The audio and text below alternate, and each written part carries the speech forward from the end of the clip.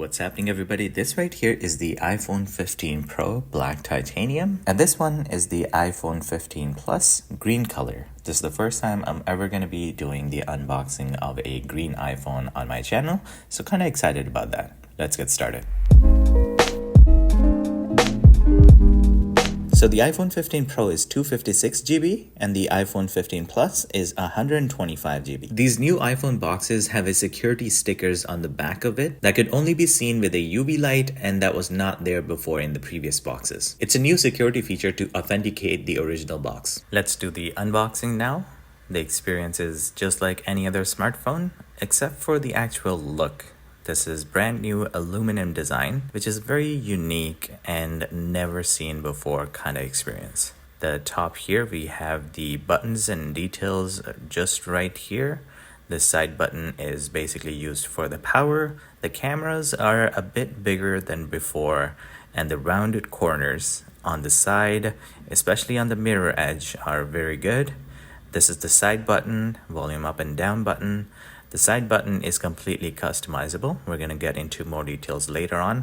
And this right here is the charging USB-C port that is completely going to change how Apple is going to be using all the devices in the future.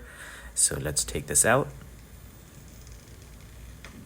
Amazing experience as always. I can already see the fingerprints happening around the edges, and this does not look good, especially if you don't want to use any case. Let's see what we have in the box. So this right here is the USB-C new cable, which is braided, which means it's much more resistible to all the tangling and is much more solid than before. Let's take it out and test it.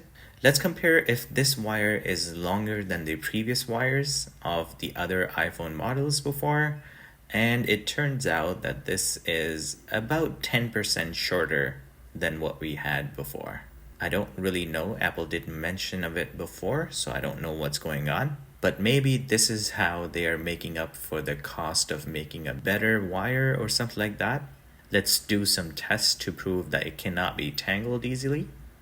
So as you can see, it could be untangled very easily in the worst case scenario. If you were to put the wire away, there are a bunch of different ways to do it. Let me show you a few. There's this one. It's a very simple thing to do. And then there's another one. Now these methods are going to make sure that your wire does not get damaged while you're putting it away. Apart from that, we have all the usual menus and the Apple logo inside the box. The build quality is not justified with this tapping sound properly because the tapping sound itself is not of a high quality material for some reason.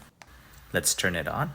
The grip itself around the edges, because of the rounded corners, is a lot more giving, I guess. And as you probably already know, that iPhone 15's all models have the dynamic island built in. Let's unbox the iPhone 15 Plus. The green color looks very unique, and the build quality is basically just like the models of previous iPhone 14s or something like that. We have all the buttons just like the previous models of iPhones. And this one does not have that many of fingerprints issues. Maybe that's because of the color and how aluminum can hold it much better. Let's remove the screen cover.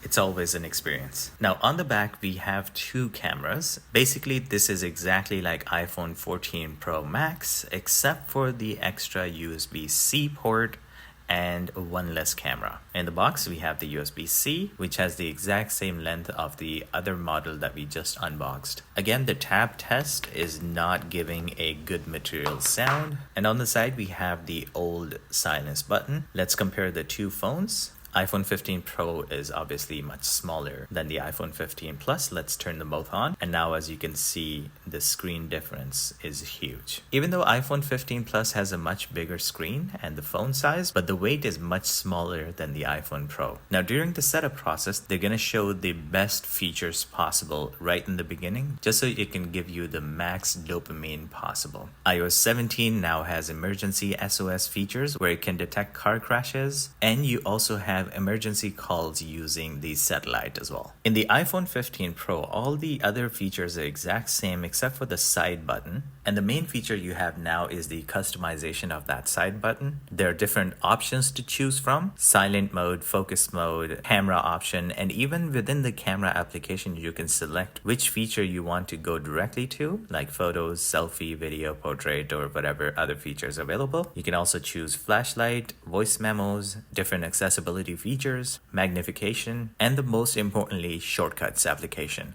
Now, within the shortcuts application, if you don't know, you can customize it to basically do anything within your phone. So with this one shortcut option, you can basically have unlimited amount of customization on that one button. And just like the iPhone 15 Plus, you also have the emergency SOS options of car detection and satellite calling as well. One of the cool features of this iOS 17 upgrade is to be able to connect your phones together and share anything you want just by tapping them together.